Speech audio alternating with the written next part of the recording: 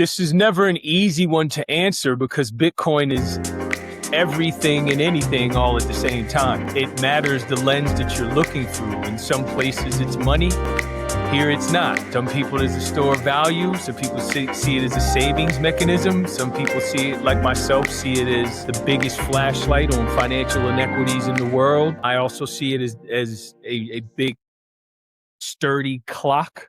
It's so many different things. And I think the more you learn about Bitcoin, the more you learn that you don't know about Bitcoin. So Bitcoin is a lot of things. But for the purposes of this conversation, Bitcoin big B is the blockchain. Bitcoin little b is the token that everyone freaks out about. So those two things are a great differentiator of when you're having a conversation, especially now. I'm more than a decade in. I always ask people when they mention Bitcoin, I'm like, well, what are you talking about? Are you talking about the token or are you talking about the blockchain? And then at that point, you can start to diffuse a lot of the stupid arguments that you would get sometimes around what it is, what it isn't, and it's scam, it's this or whatever else, which we can get into. Crypto is not a perfect space by any means, but it's 2026 now. We have to stop with the hyperbole. Gotcha. Yeah. And it's definitely, so there are some people who've made money on crypto. So, and Bitcoin, they've lost money as well. Sure. Just like with any investment, you have to know what you're investing in. You have to know the fundamentals. But that's another reason why we're sitting here tonight and unpacking this, because crypto is such a mysterious thing to people. You mentioned the big B and the little b. I don't think people realize that blockchain is considered Bitcoin, right? As you just mentioned. Can you elaborate a little bit on that? I know there are a lot of people listening who do understand that, but there are a lot who don't. Yeah. So when I say big B, the Bitcoin blockchain, there's all types of blockchains, but that's specifically to the Bitcoin blockchain. So every coin has its own blockchain. They all don't run on the same blockchain. Also, I was explaining this earlier. There's two types of blockchains. You have permission and you have permissionless. I'm from New Jersey. I could appreciate a good toll road. So if you're on the Garden State Parkway, or if you're on the New Jersey Turnpike, you're going to pay tolls to get on, to get off. That's permission. That's like IBM using the blockchain to make sure the avocados get from Charlotte to San Diego and who delivered them and everything else. That's permission. That's not what crypto hippies like myself, what up, Kev, care about. Permissionless, like Bitcoin, means that anyone could use it at any time, send value anywhere to anyone, and that is what matters. It's you can transfer value of all types, of any types, over the Bitcoin blockchain or a blockchain of your choice. But in the case in here, we're talking about Bitcoin. The Bitcoin blockchain is where the Bitcoin token is native to, where it trades, where it's stored, where it transacts, right? Where the ledger is, and so on and so forth. Got you. I think that's a pretty good explanation. Consider we don't have too many hours to go into it. And yeah, what's up, Kevin? Condolences to your father and your family, Kevin. But yeah, so the blockchain, and every coin has a blockchain. Yeah. Okay. And there's not one blockchain. Every coin has its own blockchain. Right. And the blockchain is the immutable record that people have where you can see every transaction that's ever happened, correct? The only immutable blockchain is Bitcoin. Bitcoin is the only one that is immutable? Watch that this. You can't change, that you can see. Cannot change, right? Yeah, so no one controls it. Permissionless, it's no one controls it.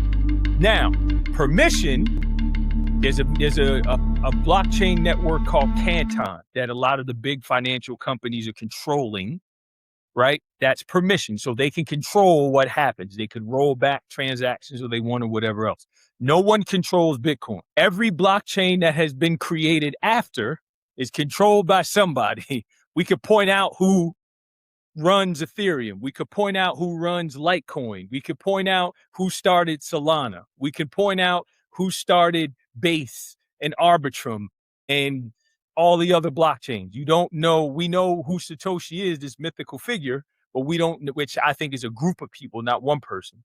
But no one really knows who that is. And Bitcoin is just run by code. No one controls. Gotcha. Yeah. And Hitoshi, that's quite a subject too as well. People have been trying to figure out who that is, and they'll never know who he is and who he, she, they, them are until they actually sell anything, right? Yep. And their wallet has been dormant. Nothing has been happening. I think it's a consortium of people. I've had the opportunity of interviewing Jeff Garzik on my podcast, and Jeff was there very early. Some folks believe that he may either be Satoshi or be a part of that, but Jeff was there very early at the beginning of Bitcoin, and boy, oh boy, did he move and control a lot of Bitcoin. So it may still be up. I have a podcast. I had a podcast with CoinDesk, and it still may be up there. The episode still may be up if folks want to go listen to it. But Jeff is brilliant, and if you listen to him, a lot of what he says, it was clear that he was there at the beginning of Bitcoin.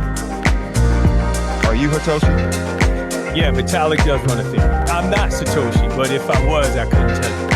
Sorry, Satoshi. I'm from the South, so we say stuff a little bit different down here. You know what I'm saying? We put our own little sway to it. But it's Satoshi. So people know who I'm talking about. Shout out to anyone from the South watching. And you said you're from New Jersey. So yeah, let's take a second. And you've been in Bitcoin and crypto. We'll get back to all that stuff, the macro, micro, all this stuff. Let's talk a little bit about you, Tyrone. Let's figure out how you got to. You own a RIA, and then you own Turnkey. Let's go back before your RIA and Turnkey, and let's go to how you got into the financial industry. You know what I mean? Data, greater sign, feelings.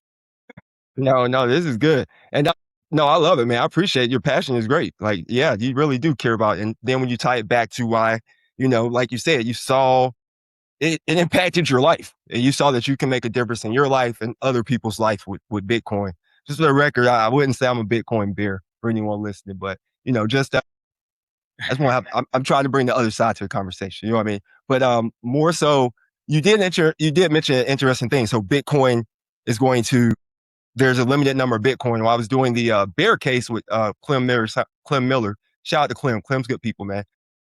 When I was doing the bear case, he mentioned something I'd never heard of at the time. It was called forking. You heard of Bitcoin forking? Like where a computer program went in and created like fake Bitcoins, like split them up? You can fork any blockchain, yes. But what good is that? I'm asking. Yeah. What good is it? Yeah, I've heard of it, but what was his argument?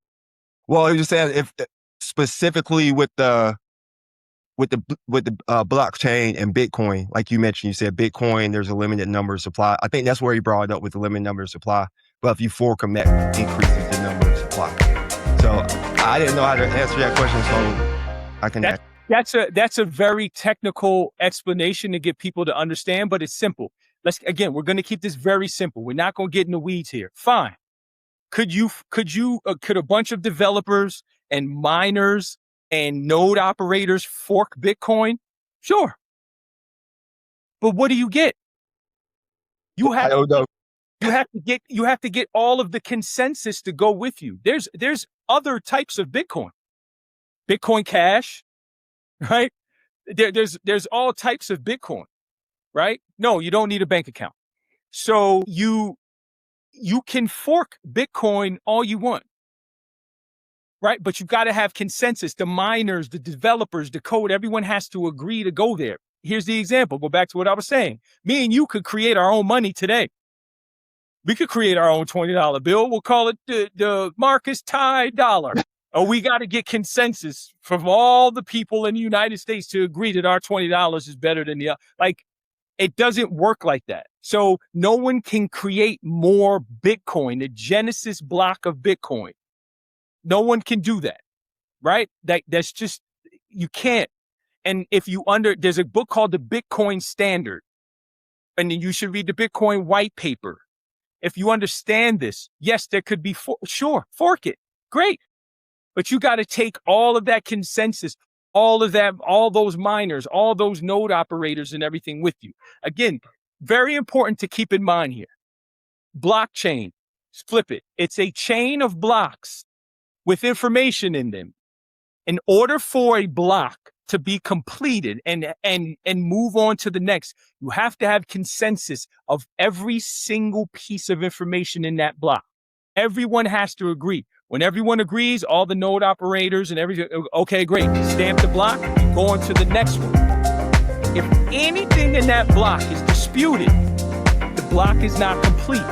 But it's all of the information in that block, stamp it, you go into the next block, and it's just the history of everything on the chain that can't be rolled back, can't be removed. It's there, which is why when people say, oh, well, criminals use it. Yeah, criminals use the dollar too, but guess what? You're a stupid criminal if you're using a blockchain because it's public. Right? Like Cat Williams, you know I can see you. You know what I'm saying? Like, we can see what you're doing. You know what I'm saying? And this is, and I want Kevin made a comment. I want to make this important here. There are people who don't use a bank now. My partner does not use a bank. Right? You don't need a bank account to deposit anything into a wallet. You need to spin up a wallet and I can send you whatever. He uses an EtherFi card and that's it. He's completely unbanked himself. He only deals with a bank to do business, like our business. Personally, he doesn't use a bank. So you can completely operate on chain if you choose. You only need a bank if you want to go back into the old, antiquated, expensive world of traditional finance. And all right, I send Marcus $20 of Bitcoin on Cash App. You can sell it right there in the app and you got money right away. There's a reason why I suggest Cash App to this day as the best venue for people to get access to Bitcoin. Right? So it's not a matter of a bank account or any of that anymore. You need an internet connection and you can get on chain. That's some truly decentralized stuff right there.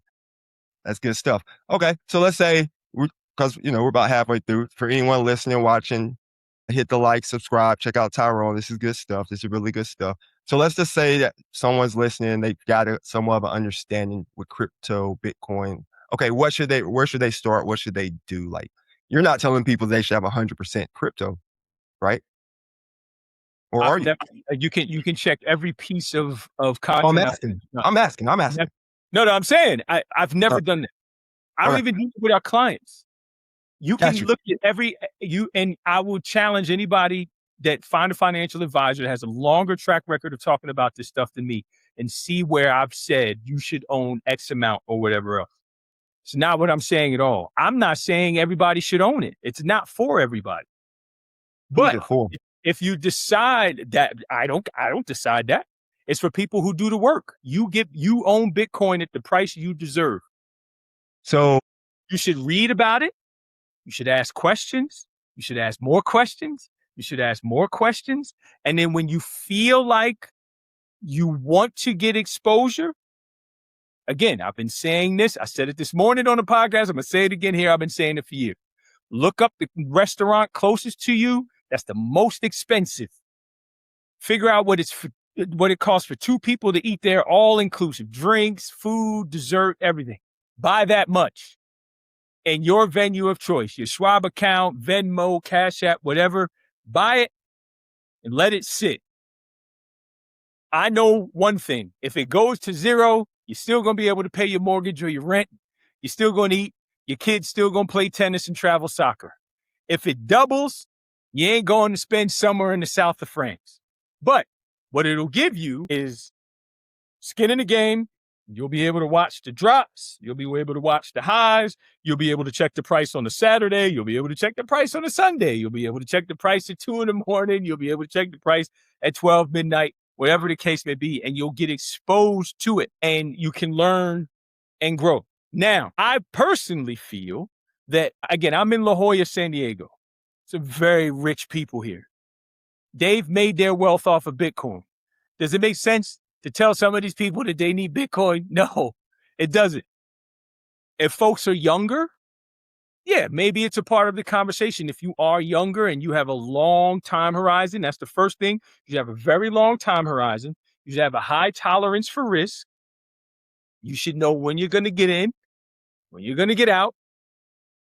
And you should put an amount in initially that if it goes to zero, if all of the bears are correct, that it is the worst thing since the devil fell out of heaven, you should make sure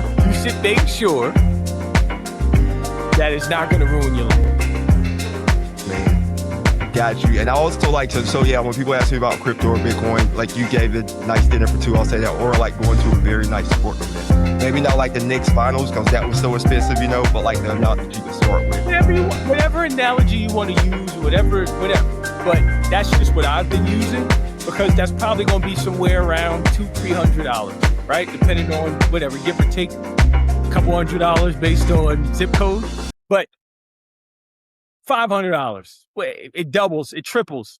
You're not buying a Bugatti, you know, and if it goes to zero, life goes on. Yeah, life goes on. Cool. Good stuff, man. Let's talk about some of the other things. You mentioned that you want to clarity, right? We're seeking clarity from regulations, and you've been screaming it from the mountaintops. You've talked to the SEC, you've talked to different people all around the country, just trying to educate them. Like you said, financial literacy is important. And the Genius Act and the Clarity Act, right? The Genius Act was passed last year, if I remember correctly, and the Clarity Act is yet to be passed. How do you see that? You mentioned yourself as a true crypto hippie. Yeah. How do true crypto hippies feel about that? I think it depends on who you are. If you're Arthur Hayes and you're like myself, I don't think clarity is needed, but there's clarity needed. The Clarity Act isn't needed, to be clear. There are some people who want it because it is going to give clarity around stablecoins, what the SEC and CFTC is going to do. It's going to give a lot of clarity around what is a broker, what is not, all these other things, investor protections, all these things. It's tied up now based on the fact that the biggest revenue generator in the space last year was our president, as far as crypto is concerned. So the Democrats aren't happy about that. So it may be tied up here. It may be a while before it gets done. But I personally feel like with some tailoring, it's a good thing, right? I think investor protections are the main thing. Retail has gotten hurt here, and I hate that.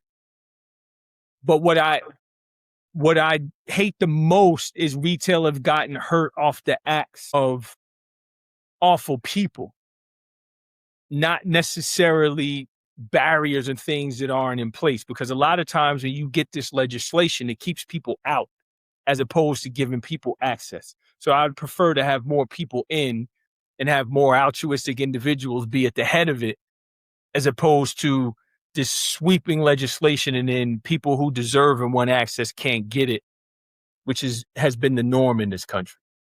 Gotcha. So the Clarity Act is going to give more. It seems like it's going to actually give less clarity, but more structure, I guess. Yes. More regulation. Yep. Exactly. That's a great way to put it. More structure, right? More clarity? Probably not. And the Genius Act, that was basically to establish that you could have a stable coin. Yeah. The Genius Act was basically all about stable coins, which is why you've seen all these. Everybody got a stable coin now, right? You should have. I'm going to have. Everybody got a stable. I don't know what the point of it is, but everybody has a stable coin. Everybody has a stable coin. And you mentioned that the president was the largest profiteer had the biggest returns in his investment of crypto last year. What are your thoughts on that? I don't like it.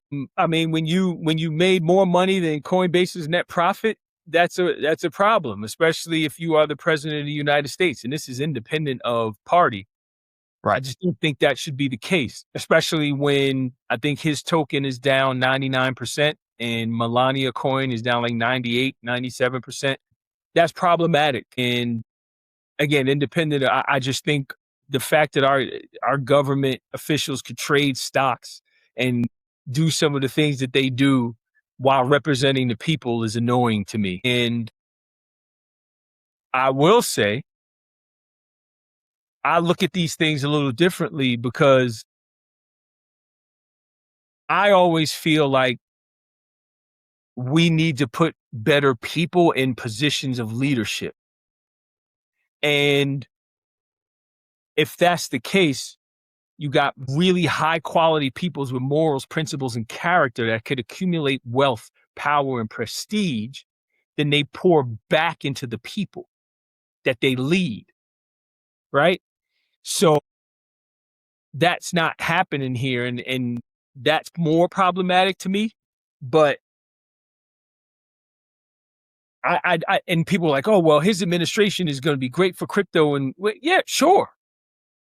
I think he's clearly he hated it at one point, and he had disparaging things to say about Bitcoin. That changed, right? And he wants the US to be the crypto capital of the world. And there's a new administration in the SEC and so on and so forth. So yeah, the next 4 years could be great potentially for me. But that does not mean that there are some things that I'm uncomfortable about and things that I wish were different. Great explanation. Great explanation. And here on the podcast, the live stream, Main Street meets Wall Street, everyone knows there's nothing political here. It's not red or blue. It's about green, which rare blue makes purple.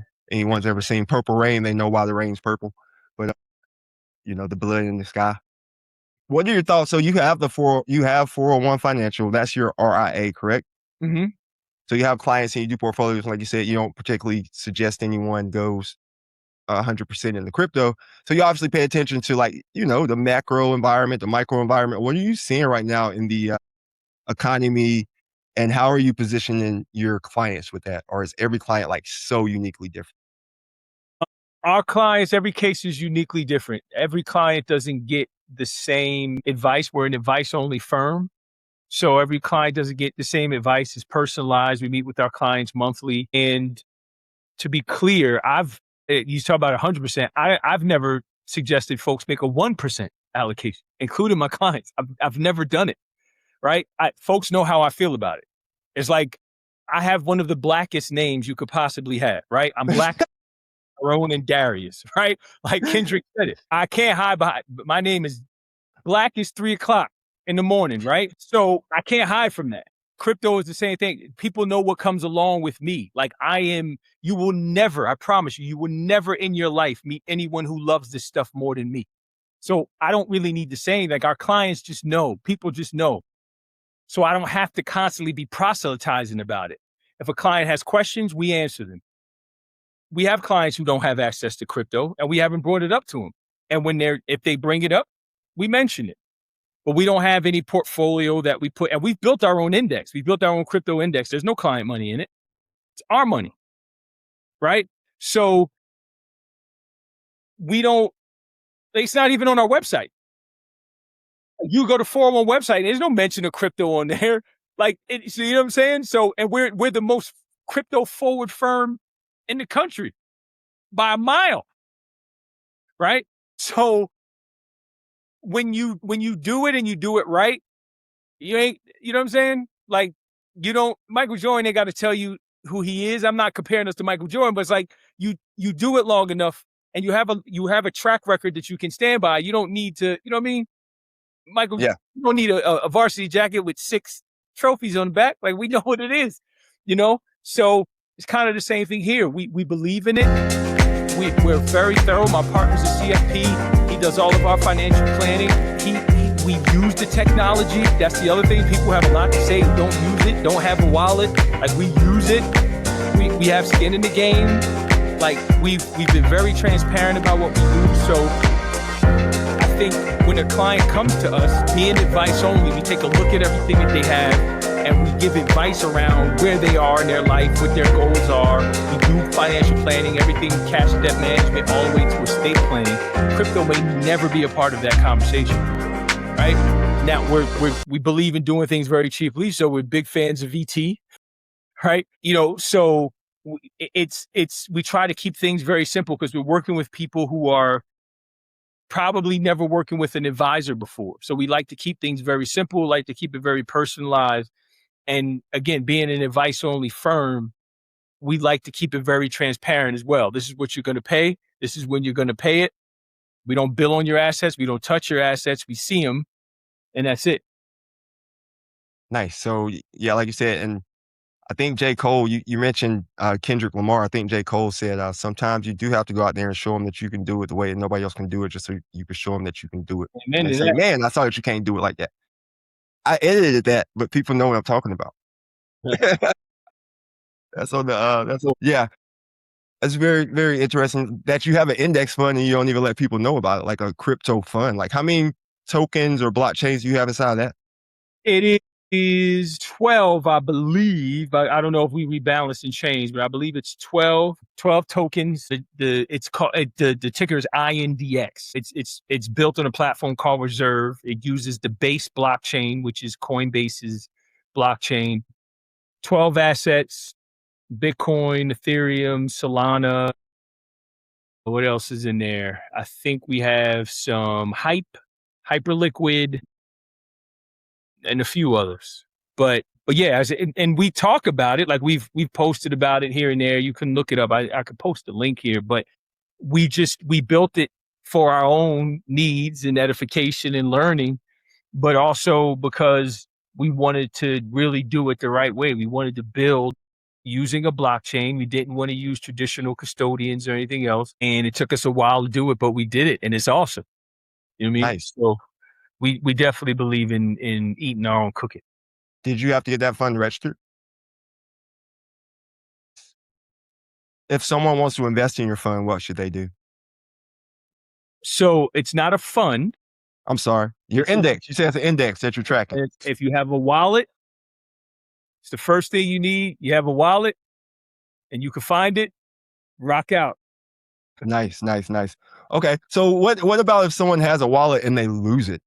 Have they figured out some way to because you hear the stories of people losing their wallets or their password, not the wallets, but people lose their wallets, but they might lose their password or their key for whatever token they may have.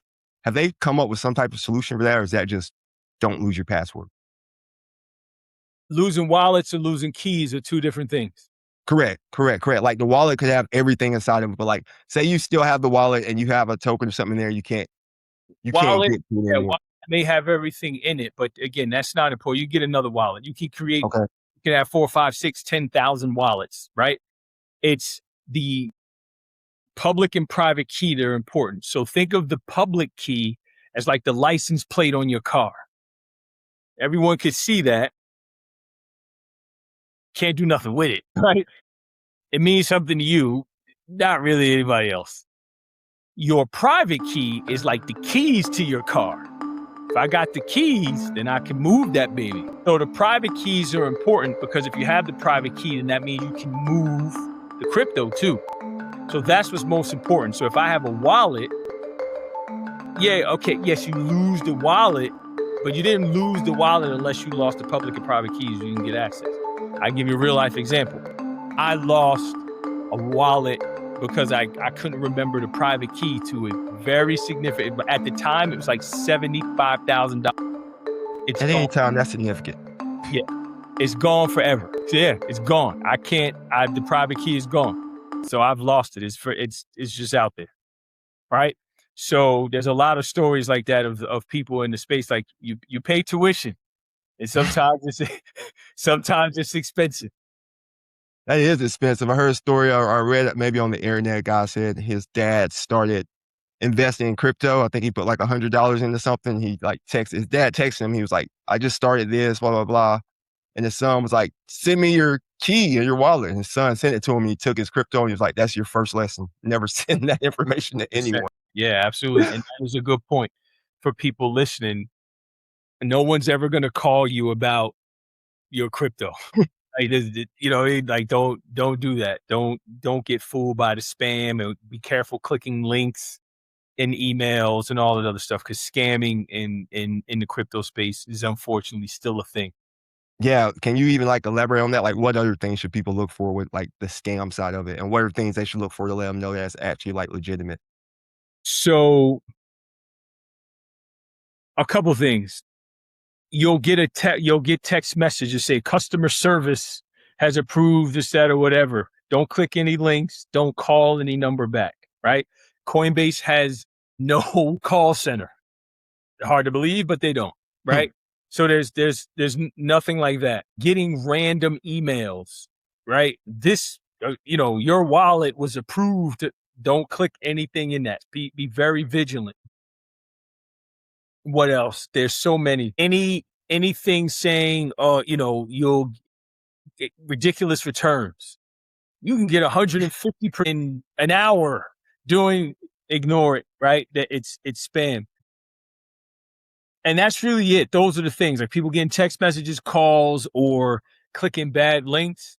Please don't do that, because it's going to be problematic for you, and it can control your phone. Again, happened to me. FBI had to get involved. What? Elaborate. I woke up one morning and I lost full control of my phone. Like nothing worked, and I didn't know what was going on.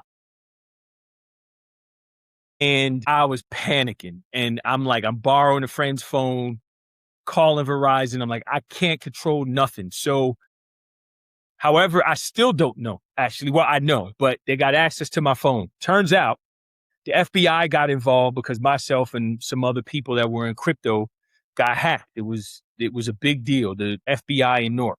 So there was a store in Ohio. I've never been to the store or whatever.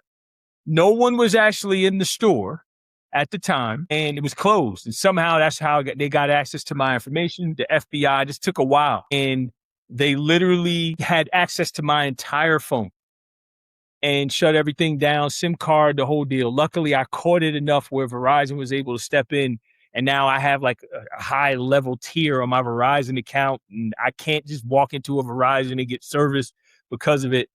And the FBI actually came to my house, and they called. They were like, you were the subject of, this high level crypto scheme. And they were trying to get the crypto off of your phone, because that's where a lot of people keep their crypto, where I kept a lot of my crypto. Yeah. And yeah, man, it was scary. I was like, my entire life is about to be ruined. And thank God, all right, not too much. I'm sure they got a little bit of sums and passwords, is that or the third, but yeah, I got my phone back, went through all the security things, and next thing I know, I got a call from the FBI, and I was like, what'd I do? And they're like, nope, you were the target. You and a couple other people were targets. Yeah, man. No, it would have been FINRA that would have called you if you had done something. That's Yeah. absolutely wild, man. So that is wild. Just thinking on that. So where should people store? Because people store everything on their phone. Where should people give them a couple examples so people don't come looking anywhere? Where should people store this information? They're key. Again, it's a personal choice, right? Like I think most people now, if you're not tech savvy and you don't want to self-custody, you should just buy the ETF. Okay. Just buy the ETF, buy it in a brokerage account, be done with it. If you are going to have crypto on your phone, have all types of security, get some YubiKeys, put some, again, on a wallet, right? A hardware wallet, Trezor, Ledger, Cold Card, Phantom wallet, of your choice. Back it up, save your passwords, put them in a safety deposit box somewhere under the mattress, behind the toaster, whatever it is that you want to do. And again, make sure you're backing everything up, and you go to the nth degree on security if you want to self-custody. Those are great points, man. It's really good stuff. And that's the same, with anything you're going to have that you're investing in. People think that crypto is, you got to take the same approach regardless of what you're investing in. Crypto, gold, land. Do your research, know what you're investing in, know your why, know where you're getting in, know where you're getting out. What are your thoughts on crypto versus gold?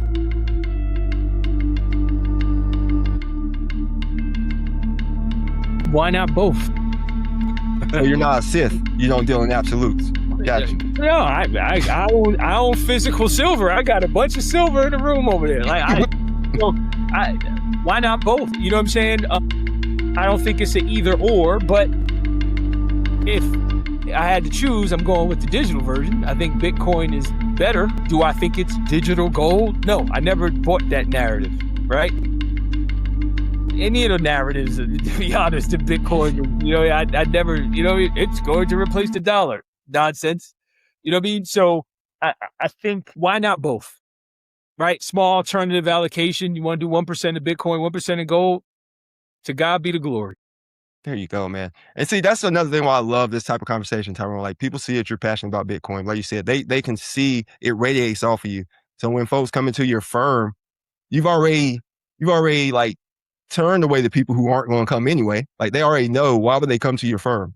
Because they know what you do, they know what you're talking about, they know what your vision, your love, your goals, right? So why would they bring that nonsense? Speaking of your firm, Let's talk a little bit before we get off about Turnkey. I don't think we spoke about Turnkey. What exactly is Turnkey?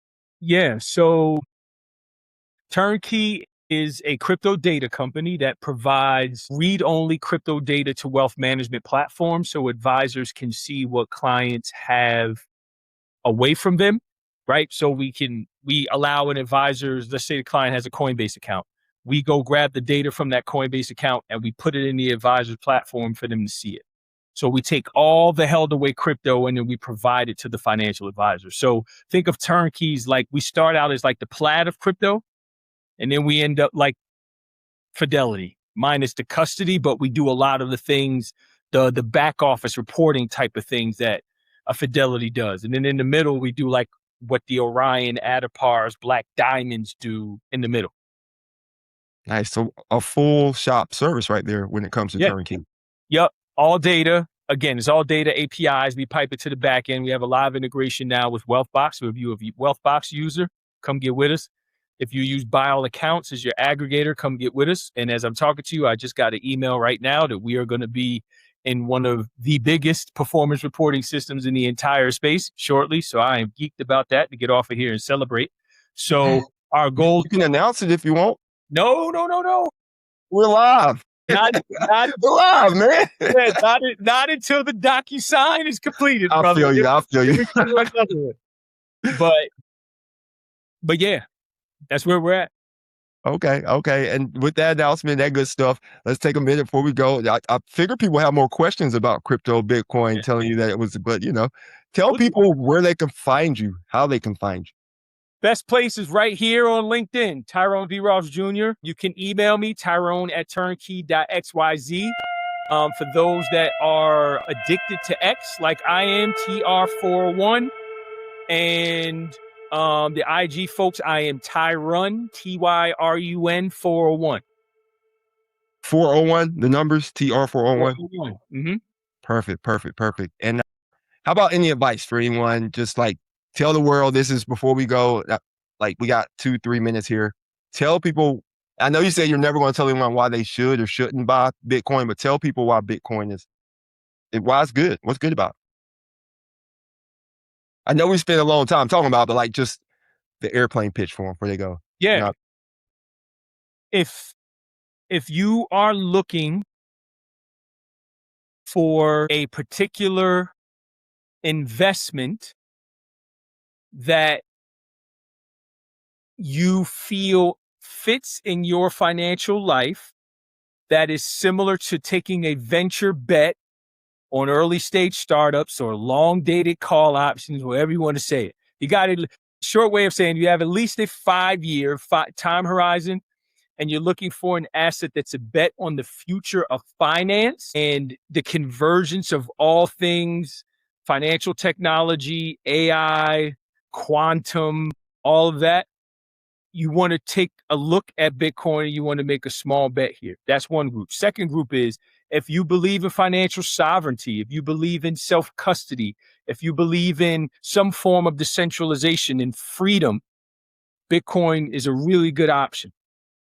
Last option, if you are a very seasoned investor and you made your money and you're good, you got adequate savings, you didn't, made what you made 10 times over, and you're looking for the opportunity to make a small bet that the rest of the world, including the president of the United States, is all in on, take a look at Bitcoin.